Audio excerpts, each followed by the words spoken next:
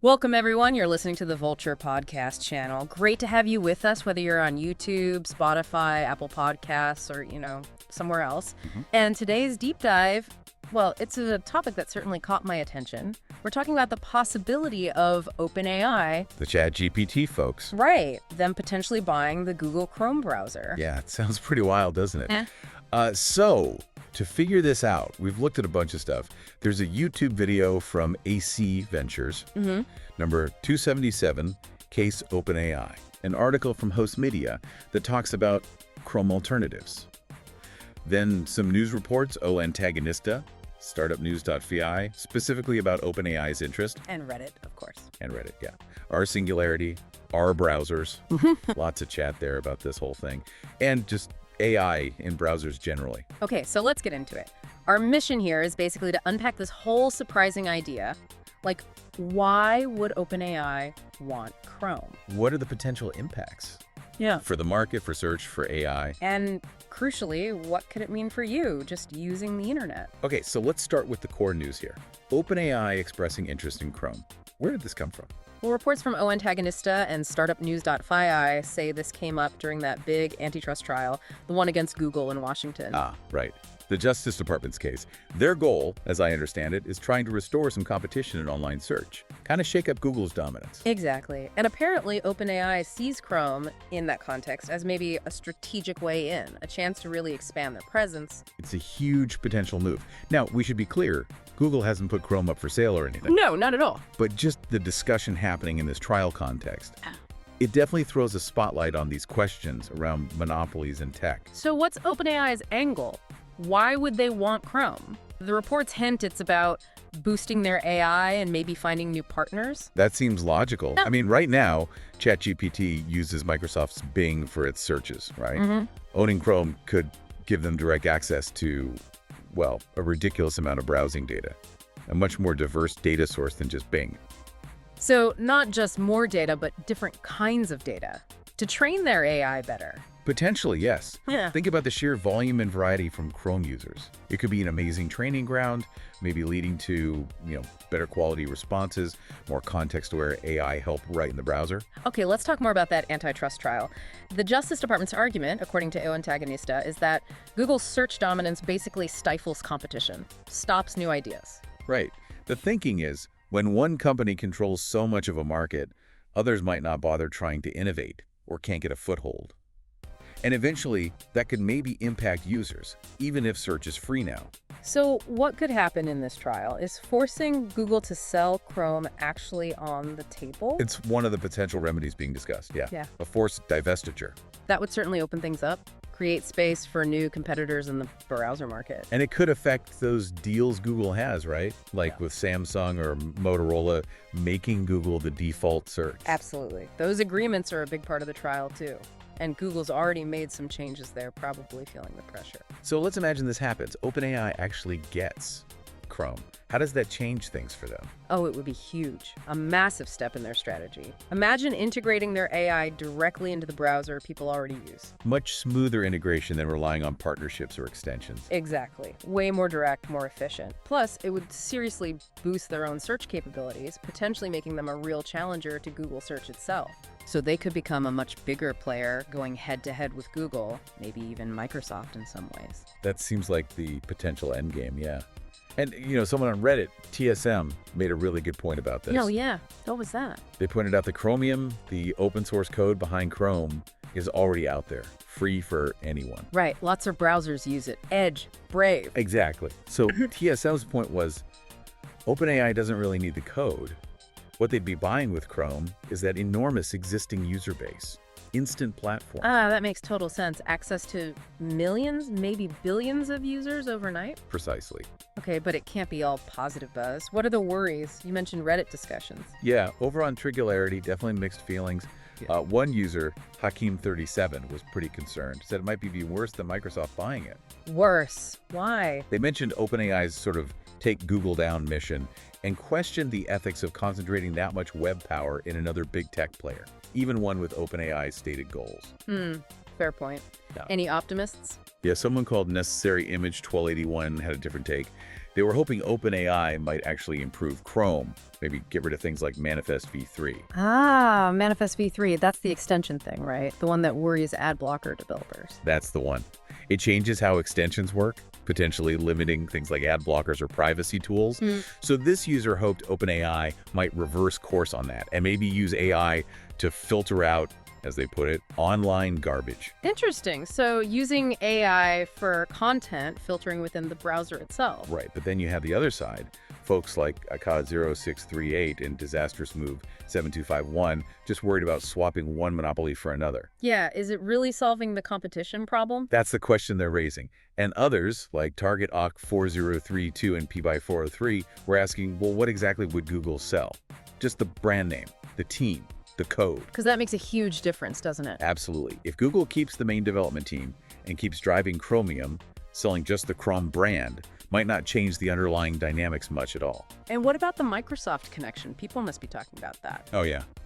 Caffeine Monster, Terob. Yeah. Lots of comments pointing out Microsoft's massive investment in OpenAI. Is this just Microsoft acquiring Chrome indirectly? It does raise that question, as if the corporate structure isn't direct ownership. Microsoft certainly stands to benefit if OpenAI gets bigger. It's a very relevant point. Their relationship is complex, let's say. And back to that user TSM. They kept hammering the point that OpenAI doesn't need the Chrome tech, just the users.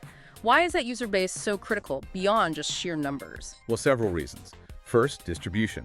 Instant access to push out any AI features they build. Makes sense. Second, that data point again. Real-world browsing habits from billions. Invaluable for refining AI models for web tasks, understanding how people use the internet. Right, better training data. And third, scale. It immediately puts them on a competitive footing with Google and Microsoft in the browser space, maybe even search. Building that user base from zero, that would take years, billions of dollars. It's incredibly hard. Okay, but speaking of billions, could OpenAI even afford Chrome? User Cosmicow Face 0630 was skeptical. Yeah, but then BlazeJake pointed out OpenAI's valuation is like $300 billion or something crazy high. So financially, it's possible. It would be a massive deal, certainly multi-billions. They'd likely need financing, maybe partners. But given their valuation, it's not completely unthinkable. It's a huge sum, but maybe feasible. There is also that comment from the CEO of Perplexity AI, Aravind Srinivas. He was actually against forcing Google to sell Chrome. Yeah, that was interesting. His argument was basically that nobody else could realistically run a browser at Chrome scale, keep it free, and maintain the quality. He thinks breaking it up might actually harm users. That seems to be his concern. He pointed out that Chromium exists, that's what Edge uses, what Perplexity's own upcoming browser will use, so the core tech is there. But managing the sheer scale, the infrastructure, the security for billions of users, that's the challenge he highlighted. That's a really important counterpoint. Maybe divestiture isn't the simple answer. It definitely adds complexity to the debate. Okay, let's zoom out a bit. Thinking about AI and search and browsers more broadly, that ACE Ventures podcast you mentioned, they talked about the history, right? Yeah, they gave a good overview from, Turing in the early days up to the huge leap in computing power that enabled things like ChatGPT, generative AI. And they mentioned Google was actually ahead for a while with AI stuff like Google Brain. They were, yeah. Huh. But OpenAI kind of captured the public imagination with ChatGPT because it was so usable, so conversational. And that Terra article argues this rise of AI tools is already eating into Google's search dominance. That's the argument. Yeah. People are starting to use AI like ChatGPT for queries they might have previously Googled. It's chipping away. And we're seeing big moves like Apple partnering with OpenAI, putting ChatGPT into iPhones and Macs. That feels like a big shift towards AI search. It absolutely is. And OpenAI is even dipping its toes into search directly with their own Search GPT experiments. There was also that prediction from a former Google exec saying AI itself will disrupt Google faster than any regulator can act. Yeah, basically arguing that the technology's pace is just so fast, by the time any antitrust remedy takes effect, the whole landscape might have already been reshaped by AI anyway. Fascinating. And that analyst, Gil Luria, sort of tied it all together, saying the antitrust pressure and the AI disruption are happening at the same time, feeding into each other. Right. The regulatory focus is coming just as the market is undergoing this massive AI-driven transformation. It's a pivotal moment. So thinking about the everyday user in all this, That Host Media article gave reasons why someone might want to ditch Chrome anyway, even before this OpenAI news. Yeah, they made some good points, like reducing the power of just one company having so much control over the browser market. Encouraging more options, maybe pushing all browsers to get better through competition. Exactly. And maybe heading off potential future costs. The browsers are mostly free now.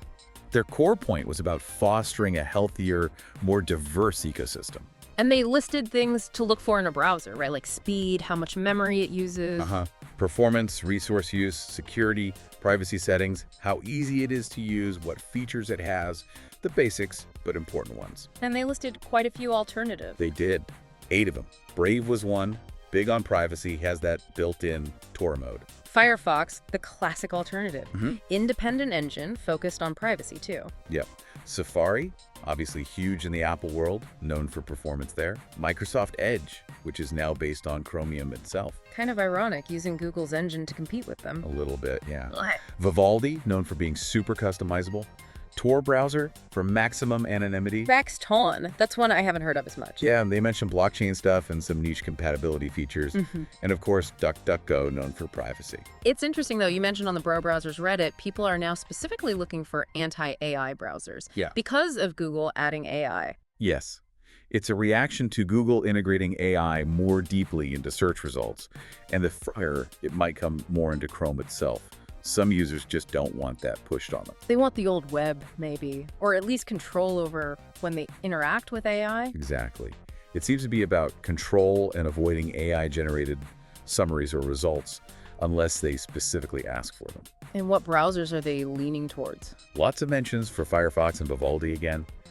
People seem to like the customizability, the privacy focus, the extension support. But isn't DuckDuckGo also using AI now in its search? Yeah, that came up too. Some users were pointing that out, saying DuckDuckGo search isn't purely AI-free anymore, which led them to look for even stricter alternatives or ways to disable AI features. So the core thing for these users is choice. They want to opt into AI, not have it be the default. That seems to be the main sentiment, yes. Control over the AI integration. Wow. Okay, so this whole potential OpenAI Chrome thing, it really sits at this weird intersection, doesn't it? Antitrust law, super fast AI development, and just the fundamental battle over how we get information online. It really does. And for you listening, as you're browsing, maybe think about these things. Would OpenAI owning Chrome change your experience? Yeah. Or is the bigger story just AI weaving itself into everything, regardless of who owns the browser? Yeah, that's a good question. The sources we looked at laid out the arguments, the technical points, the potential impact on competition, but ultimately it's down to regulators and these giant tech companies to decide what happens next. And maybe it's a good time to think about your own browser choice. Check out some of those alternatives we mentioned. What do you prioritize? Speed, privacy, features. How much AI do you want or not want? Definitely food for thought. Well, thank you for diving deep with us today. Always interesting stuff happening. For more analyses like this one, technology, innovation, trends, even books, make sure you're subscribed to the Volture podcast channel. And if you found this useful, give it a like. It helps other people find the deep dives. Absolutely. We'll catch you on the next exploration. Thanks for listening.